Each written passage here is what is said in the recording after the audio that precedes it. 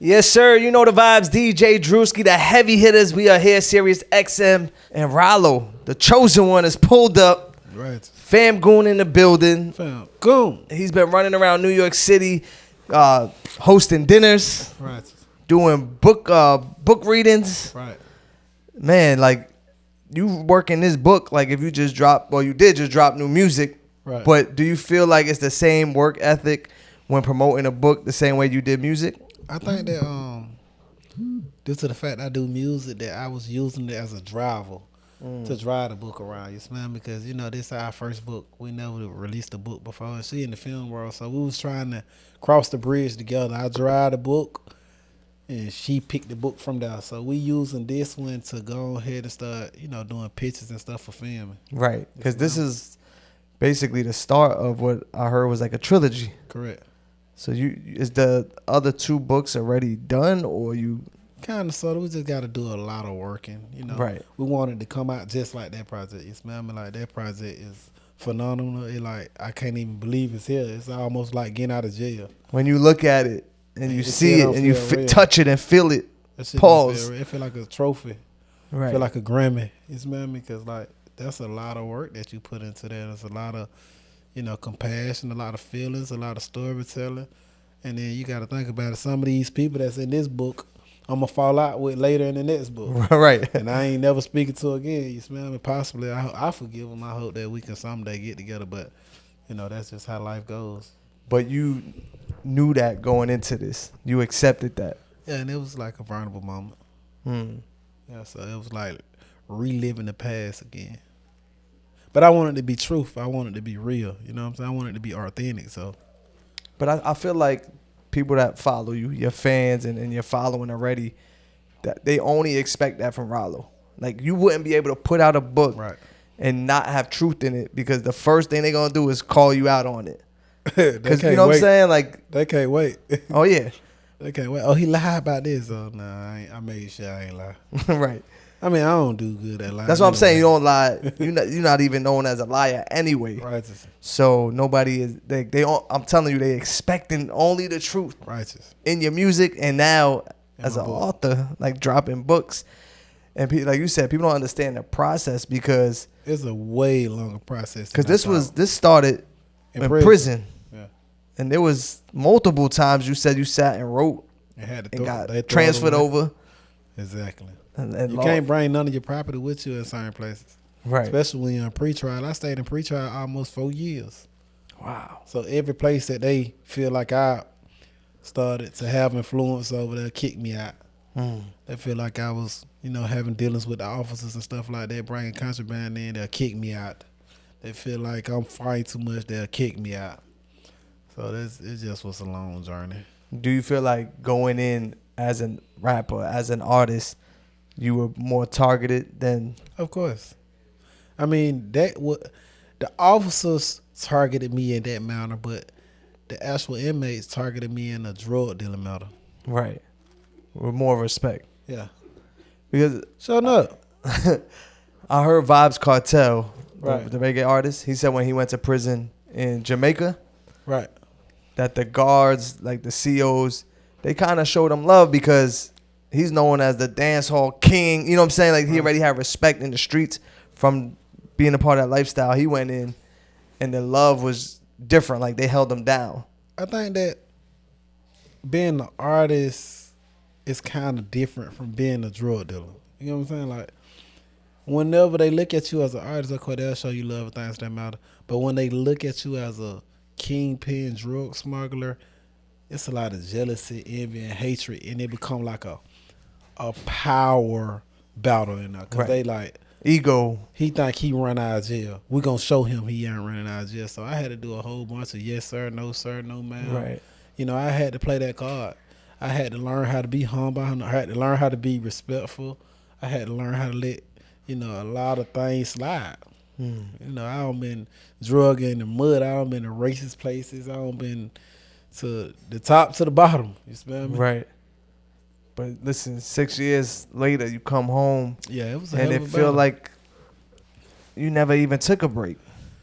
I mean, to you, probably feel like that. Right. I'm saying just the way You carry yourself, carry your brand. You know what I'm saying? Like the music, it's like, yo, some people come home and they feel like they starting from scratch. Correct. They don't even have the motivation to go make music, you know what I'm saying, or just get back to the grind, where I feel like you came home right at day one.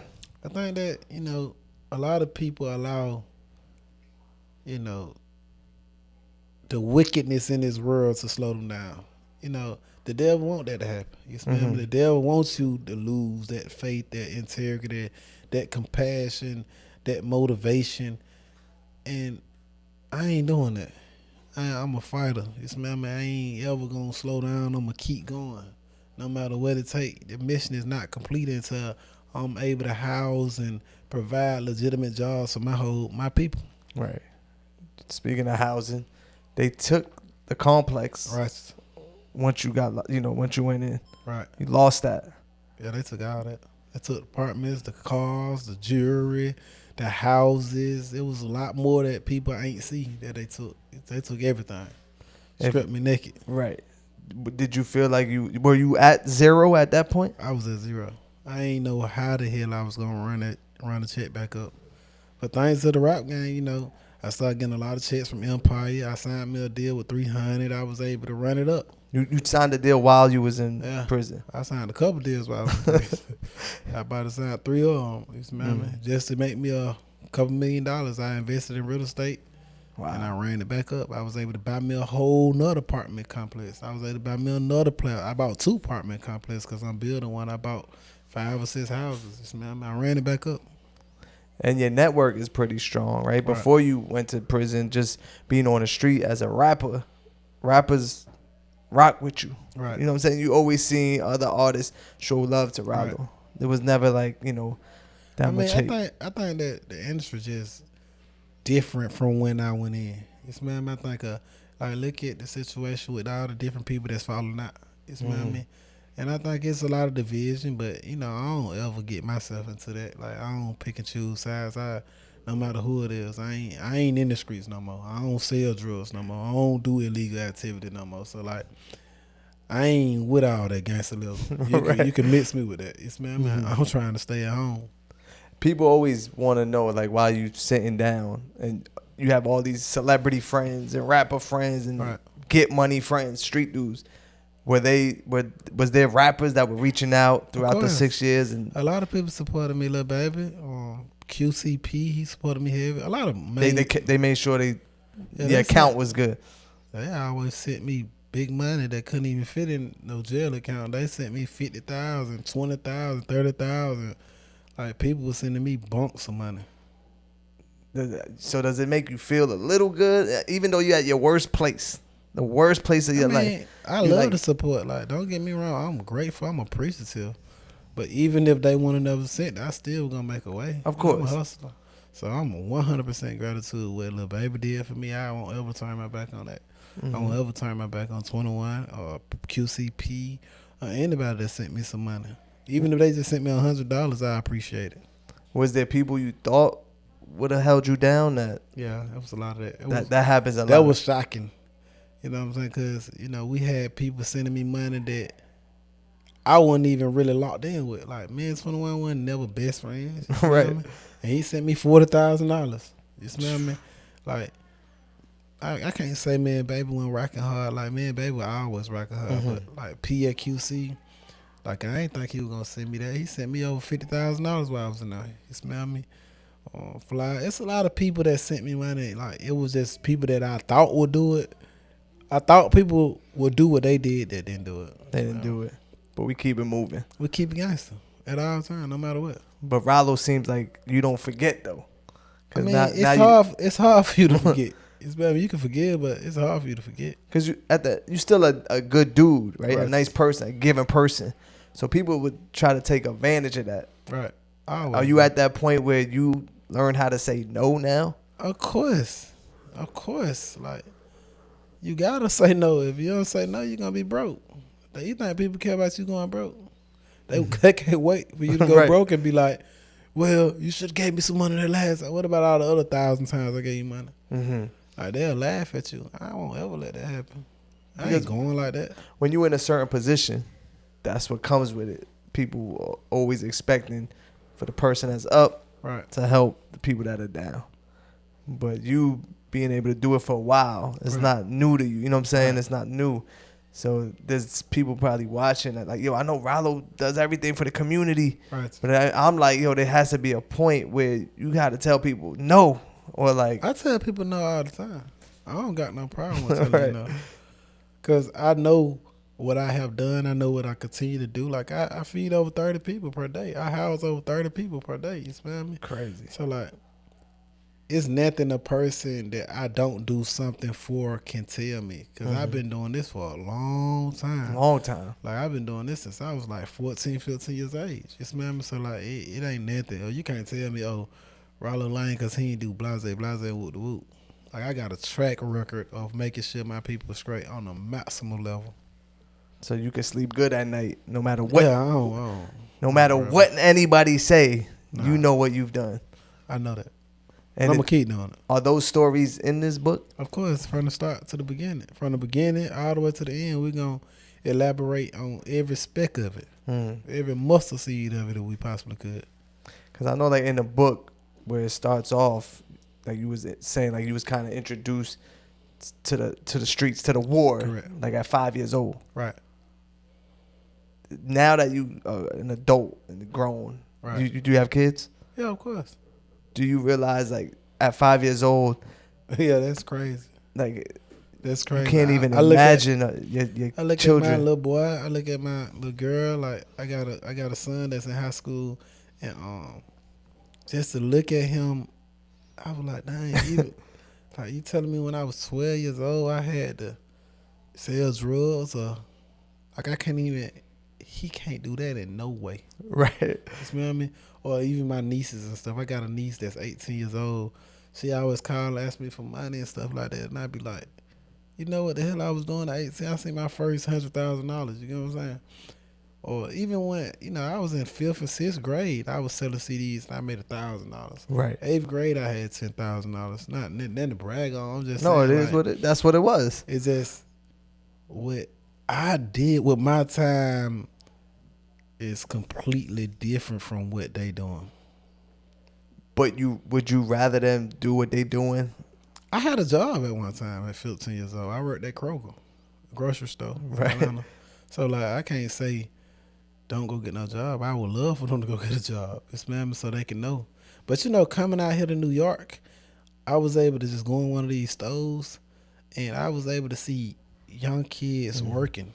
You know what I'm saying? I'm like, dang. These young boys in here working, like they father over here at the cash register. They got a little drive-through wonder, and it kind of changed my whole thought pattern. Like, okay, these kids can out there and work.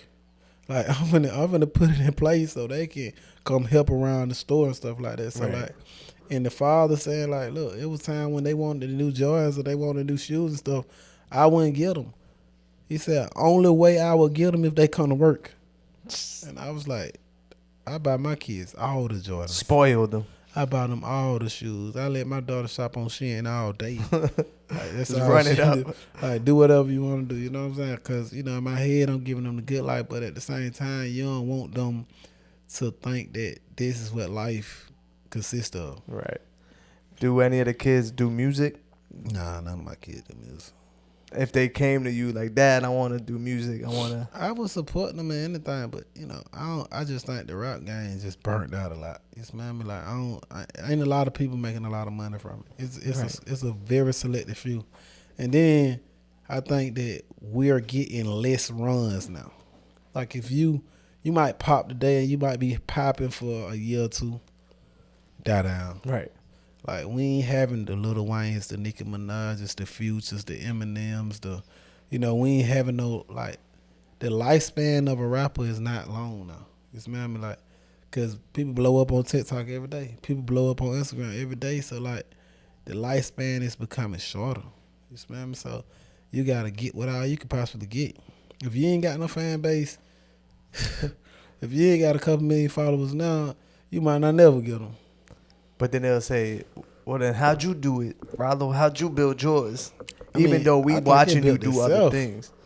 I think it built itself. I think my story itself is intriguing. Yes, ma'am. I think that, you know, people worship me making millions of dollars in drug trafficking. You know what I'm saying? People like, that was like intriguing to a person to see a nigga make $5-10 million off dope money. Right. And my attitude towards the rap game is just completely different because people want to make it in this shit, and I'm doing the total opposite. Right. Like, fuck that. Like, I'm waking up in the morning, I see lame shit, I go against all the politics. I go against all the bullshit. Like, I say things that people are scared to say. Like, people be thinking like, dang, man, I'm glad Ralo said that. But the comments will be like, man, you should stay out of it. I'm just different. You smell me? Like, when people politicking and stuff, like, I just go against all of it. So people like intrigued by that. Like, this nigga don't give a fuck about that. Like, Right. He really don't care. Like, he what's that nigga gonna mess with him no more? But shit, so like, I don't care. Because when you know how to make it on your own, you can have that type of attitude. Right. Like, you're not scared of somebody blocking your blessings. Right. Or blocking your bag. Right. Where a lot of the other artists is like, yo, if I say something, they might block a bag. Right. And they only living off the music. Right. So if you stop that, you know, that's their lifeline. Stop your whole pipeline. Right. And I know how to make so much money. Like that shit don't mean that. Like, I think that I'm a lot patient. You know what I'm saying? I know, like, it wasn't like I just said I'm gonna be this big drug dealer all my life. You know, when the millions came, I just made sure I did the right thing with it. Right. Like, it wasn't like I wanted to be a drug dealer all my life. I wanted to be an electrician. Like, I had no desire to become a kingpin drug smuggler. That wasn't my heart. Because you always hear the stories of the kingpins or the drug dealers, even the big dogs, the cartels. Right. Everyone always gets knocked, always gets caught. Right. So you already knew, like, at some point, this ain't going to last forever. Like, when you're in the middle of it, do you even think of that? I mean, it was always a time where I was like, okay, I'm finna do this and I'm going to chill. Every time I said I was going to do that. Even my last time, I said I wasn't going to go to Cali no more. And that was the last trip I got caught on. It's always like that. And I thought that was just only in movies and shit. I was the movie. You know what I'm saying? So, like, it wasn't never a time where I was like, I got to do this forever. You smell me? I had done bought my apartments, and I bought them apartments only because I felt like a lot of dudes work for me. Ain't no sense of me just grabbing the bag and saying, fuck them. Right. You smell me? They making helping you make money. Right. So what I'm saying is, like, shit, I got to make sure they got a place to live for the rest of their life. The only thing that I ain't strategically think about was creating business and stuff like that. And, you know, when I went to the feds, I started getting business minded. I started being around different kind of dudes that, you know, went to business classes, and, you know, I dealt with different people that knew real estate, and I applied it to my everyday life. Right. And now I got different sources to make legitimate income.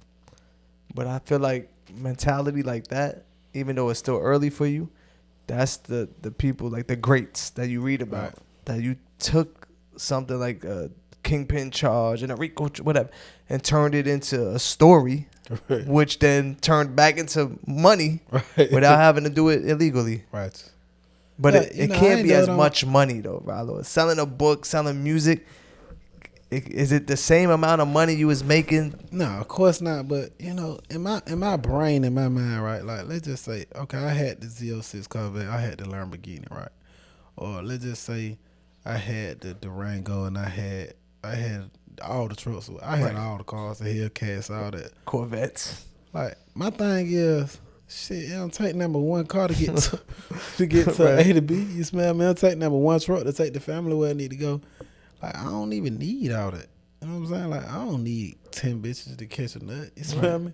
Like, I'm satisfied with what I got. You smell me? Like, I like my house. I like my bed. I don't gotta have 10. So having 100 million ain't too much different to me than having 10 million. Right.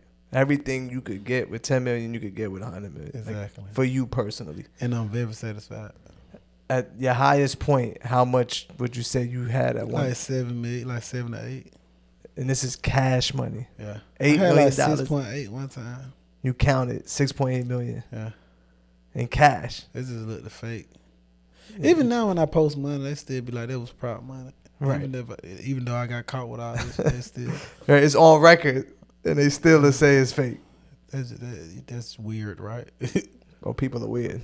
Weird as a mug. People are weird, but like you said, people are intrigued. So when you put out a book telling that story, you're gonna find people reading it that you probably wouldn't even thought was interested in your story. And I think that's what I want people to do. I want people to get to know me. Get to know the real me and why I did what I did and how I did it. Like, you gotta understand, I ain't asked for that shit.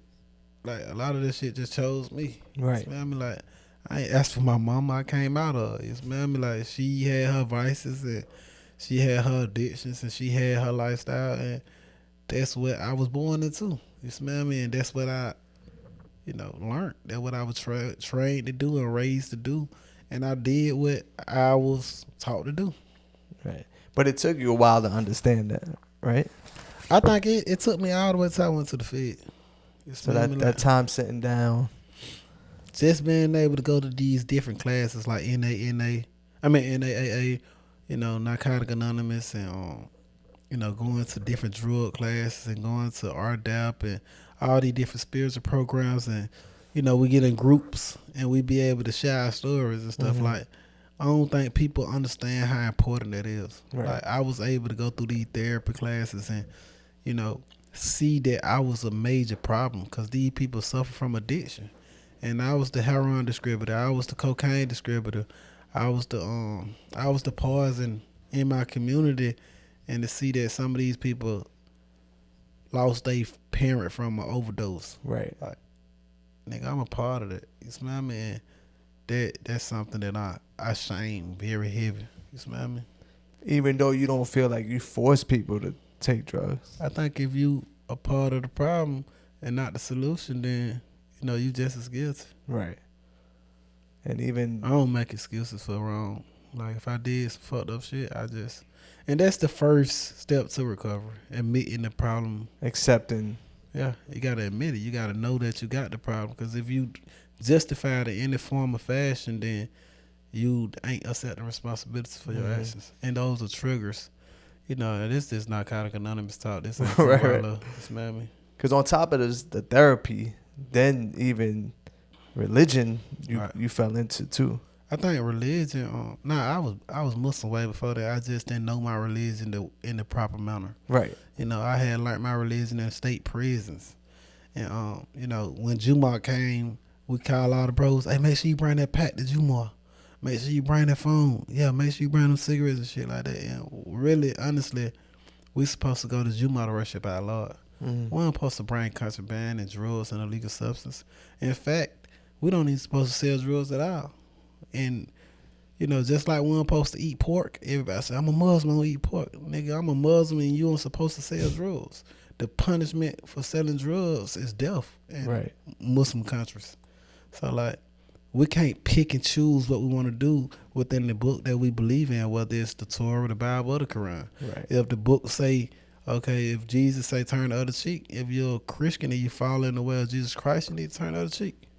You can't pick and choose what you want to do when it's the Lord's revelation. You smell me? Right. And I did that. I had no knowledge that, I think common sense wise, right, okay, you knew drugs, it was wrong. But not to when you get to reading about the different scholars in our religion, like the people that govern our religion, the people that actually fought for our religion, the people that actually, write these books and give us tafsir and all these different things, these books that we really go by.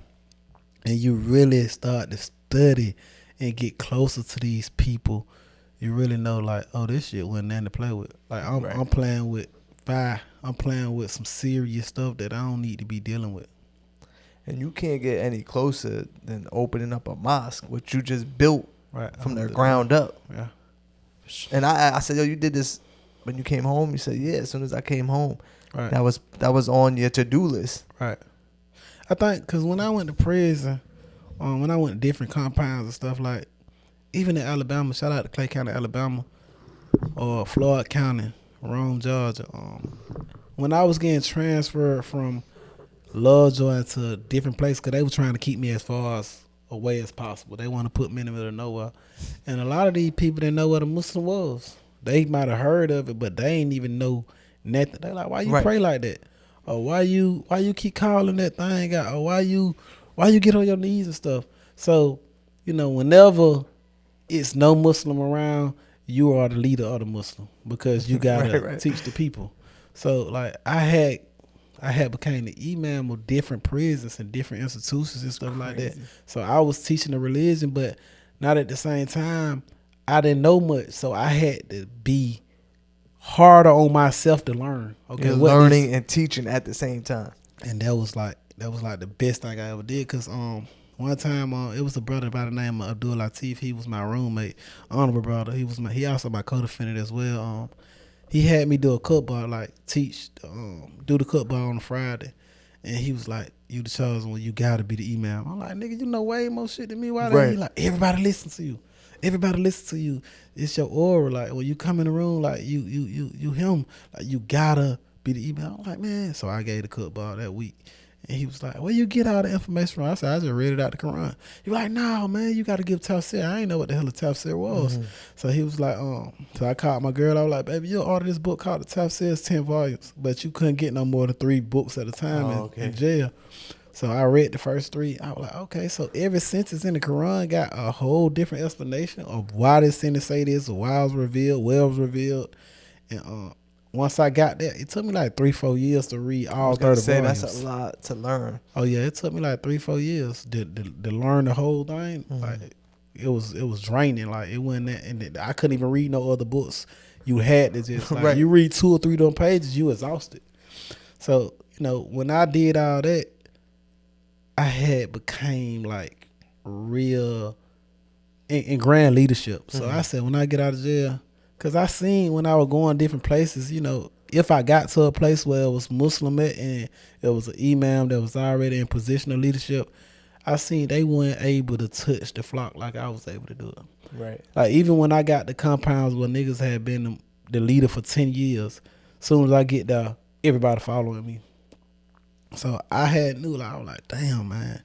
And then some people didn't even know how to teach. Like I had taught guys that's 50-something years old, no teeth in his mouth, white, ain't never been outside the trailer park. Right. I was able to teach them type of people, or people that was completely illiterate. And they don't know who Ralo is outside of that. They don't know you a rapper. They don't know you part of entertainment. None of this. They just see. I don't know. It was just the aura. It was just when I walked in the dorm. I don't know, they felt this shit. I don't know, it was just God given. It wasn't even me. You smell me? Like, so I knew that I had to do something bigger, and I knew that in my community, Vine City, that I had went about this property, it was never mosque.